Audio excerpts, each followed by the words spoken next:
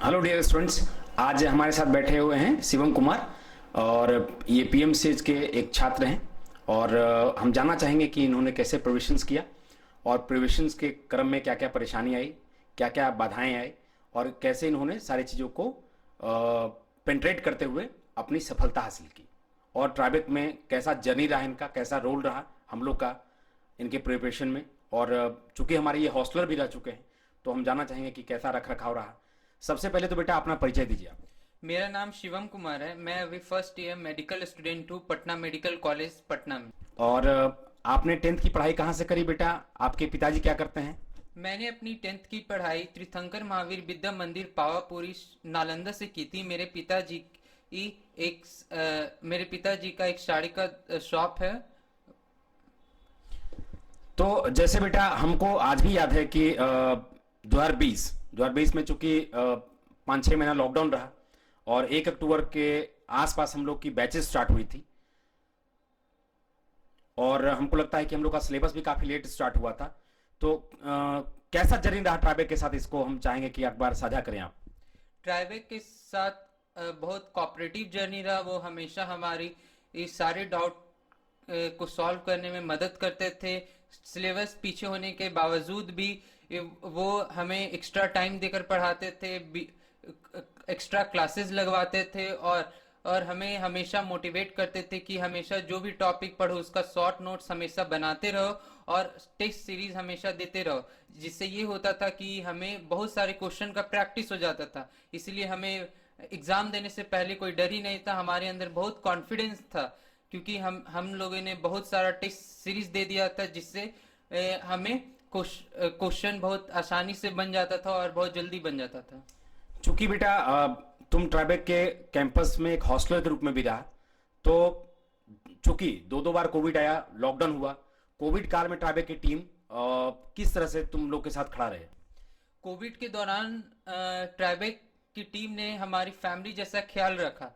उन्होंने हमें कहीं बाहर जाने नहीं दिया और सारी सुविधाएं हॉस्टल में ही प्रोवाइड की। और कोई भी डाउट होता था तो हमें यही सॉल्व कर दिया जाता था। हमें बाहर जाने से कोई मतलब ही नहीं था। जैसे बेटा कि जो यहाँ के फिजिक्स के शिक्षक हैं या केमिस्ट्री के शिक्षक हैं, हम चाहेंगे कि किनके साथ कैसा एक्सपीरियंस रहा। केमिस्ट्री में कौन कौन से सर पढ़ाए, उनके साथ कैसा एक्सपीरियंस रहा आपका? केमिस्ट्री में रंजन मिश्रा सर है, वो बहुत अच्छे पढ़ाते हैं। वो हमेशा जो भी पढ़ाना रहता है वो टू द पॉइंट पढ़ाते हैं। वो इधर उधर नहीं करते और जो भी पढ़ाते एकदम अच्छे से पढ़ाते, जो कि दिमाग में हमेशा तुरंत बैठ जाता। और अजय सर से इंटरेक्ट किया था। वो हमेशा टॉपिक को समझाते थे, ऐसा समझाते थे कि जो अच्छे से समझ में आ जाता था। अगर एकेडमिक सेशन में देखा जाए बेटा तो जैसे फिजिक्स में कौन कौन से टीचर से आपने इंटरेक्ट किया, कौन कौन से टीचर आपको पढ़ाए और उनके साथ कैसा एक्सपीरियंस रहा दोनों साल, इसके बारे में भी आप साझा करिए।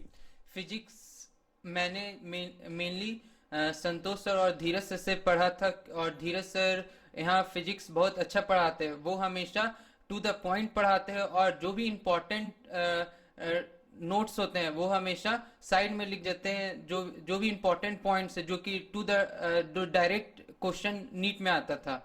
क्योंकि जो फार्मूला बेस्ड होता था वो हमेशा बोलते थे कि एक शॉर्ट नोट्स बनाया करो ताकि एग्जाम के टाइम इधर उधर देखना ना पड़े और एग्जाम के टाइम एंजाइटी ना हो। सारा जो टॉपिक हो एक ही पेज में हो और एक ही बुक एक ही कॉपी में हो। बायोलॉजी में कौन कौन से शिक्षक ने आपको पढ़ाया और उनके साथ कैसा क्या एक्सपीरियंस रहा, हम चाहेंगे एक बार साझा करें। बायोलॉजी मैंने विष्णुकांत सर, अश्विनी सर और रणधीर सर से पढ़ा था। वे हमेशा एनसीईआरटी को फोकस किया करते थे क्योंकि नीट निकालने के लिए जब तक एनसीईआरटी का पूरा लाइन बाय लाइन अच्छे से पता नहीं हो तब तक नीट निकल ही नहीं सकता। क्योंकि इस बार भी जो क्वेश्चन था एनसीईआरटी के लाइन से था, क्योंकि वे सब एनसीईआरटी के लाइन को याद करवाते थे और क्लासी रूम में एक ऐसा माहौल देते थे कि ताकि एनसीईआरटी का हर एक लाइन याद हो जाए। वो हमेशा क्वेश्चन पूछते थे, क्वेश्चन इंटरेक्शन करते थे, क्वेश्चन आंसर इंटरेक्शन हमेशा होते रहता था, जिससे जो भी दिक्कत होता था और जो भी याद नहीं होता था वो क्लास में याद हो जाता था। हमको आज भी याद है कि पहले तुम्हारा दोस्त पुलकित आया था, उसके बाद तुम आए, है कि नहीं? हम ये भी जानना चाहेंगे बेटा कि ट्राइबेक का जो ओवरऑल मैनेजमेंट की टीम थी या जो ट्राइबेक की पूरी जो टीम थी, उनके साथ आपका कैसा एक्सपीरियंस रहा?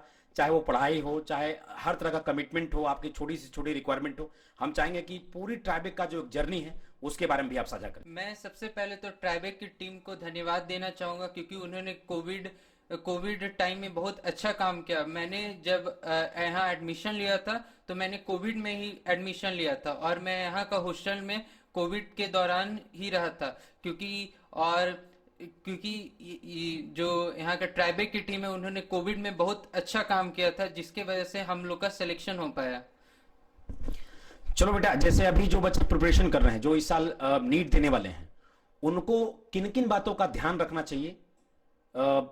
मई में एंट्रेंस है, जो बच्चे अभी फिलहाल मई में एंट्रेंस देंगे या जो बच्चे प्रिपरेशन करना चाहते हैं नीट का, उनको आप किन किन बातों को मतलब बच्चों को मतलब दिमाग में देना चाहेंगे ताकि वो इस बात का ध्यान रखें और अच्छे से अच्छे रैंक वो भी ला सके नीट के अंदर? मैं इस बार के नीट एस्पिरेंट को यही कहना चाहूंगा कि वो कोई भी एंजाइटी या डिप्रेशन में ना हो। वो हमेशा ये कोशिश करे कि मैं अपना बेस्ट दूं, और ज़्यादा से ज़्यादा टेस्ट सीरीज देने का कोशिश करें, और टेस्ट सीरीज में जो भी गलतियां हो उसे एक अलग कॉपी में नोट करे और उसका एनालिसिस करे, ताकि जो गलतियां उन्होंने पहले की बाद में वो दोबारा कभी गलती ना करे। जैसे होता है बेटा कि अक्सर बहुत बच्चों का, बहुत सारे पेरेंट्स का ड्रीम होता है कि हमारे बच्चे डॉक्टर बने। सबसे पहले तो तुम डॉक्टर बना नहीं, अभी अभी तो मेडिकल का छात्र है, डॉक्टर लेकिन बनोगे ही, अच्छे डॉक्टर बनोगे। आगे और क्या प्लान है तुम्हारे एजुकेशन? अभी तो पीएमसी से एमबीबीएस करोगे, उसके बाद का क्या प्लानिंग है?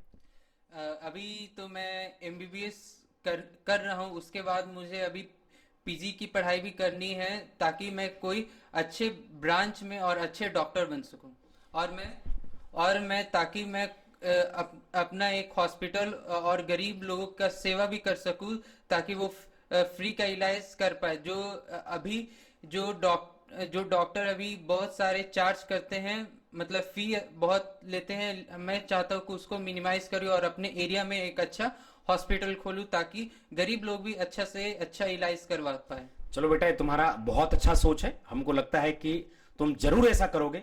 मुझे पूरा विश्वास है कि तुम आगे आने वाले समय में जो एक डॉक्टर है उसका मीनिंग भी चेंज करोगे। ये जो डॉक्टर शब्द है ये बहुत रिस्पॉन्सिबल टर्म है हमारे सोसाइटी का, और बहुत लोग इसको गॉड की तरह पूजा भी करते हैं, बहुत ट्रस्ट करते हैं हमारे सोसाइटी में, बहुत इनका रेस्पेक्ट भी है।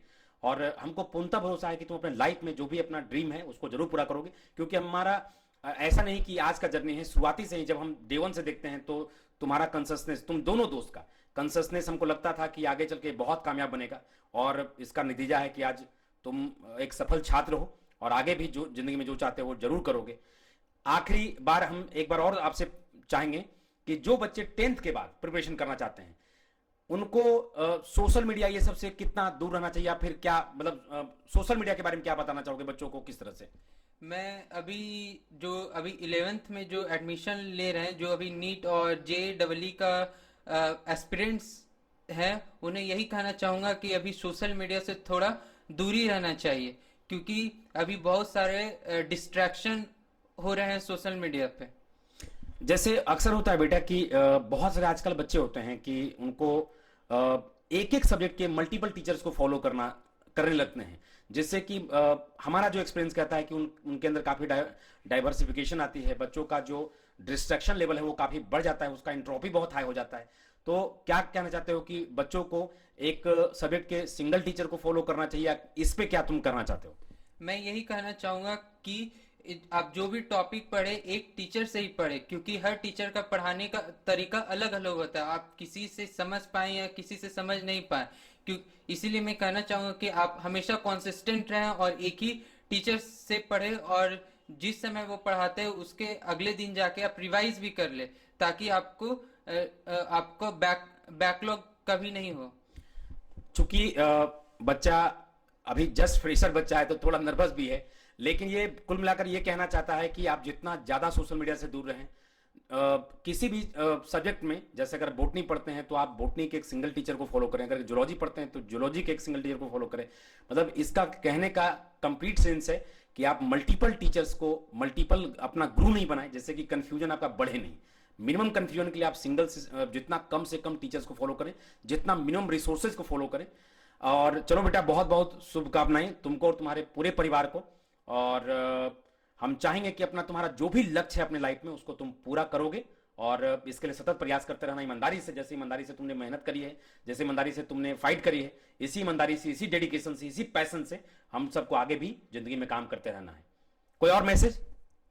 मैं यही कहना चाहूंगा कि all the best to all the NEET aspirants जो अभी 2022 में एग्जाम 23 में जो अभी एग्जाम दे रहे हैं, क्योंकि वो हमेशा ये सोचे कि एग्जाम में क्या होगा, वो हमेशा ये सोचे कि हमें अपना बेस्ट देना है, रिजल्ट चाहे कुछ भी हो बाद में देखा जाएगा, अभी हमको हमेशा अपना बेस्ट देना है। चलो, थैंक यू, धन्यवाद बेटा।